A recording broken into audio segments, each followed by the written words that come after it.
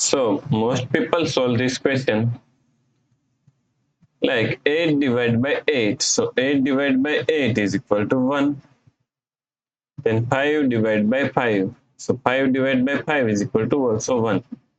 Now 1 divided by 1. So 1 divided by 1 is equal to 1, right?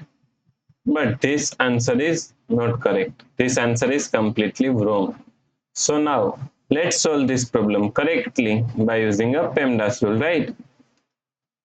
So PEMDAS, P E M D A S. According to PEMDAS rule, first priority is parentheses, then second priority is exponents, then third priority is multiplication and division. Here multiplication and division both have equal priority, so we have to solve it from left to right. Then fourth and last priority is addition and subtraction. Also addition and subtraction both have equal priority, so we have to solve it from left to right. So in this question, here we have division, and here division. And all have equal priority, so we have to solve it from left to right. So first we have to solve this division, right?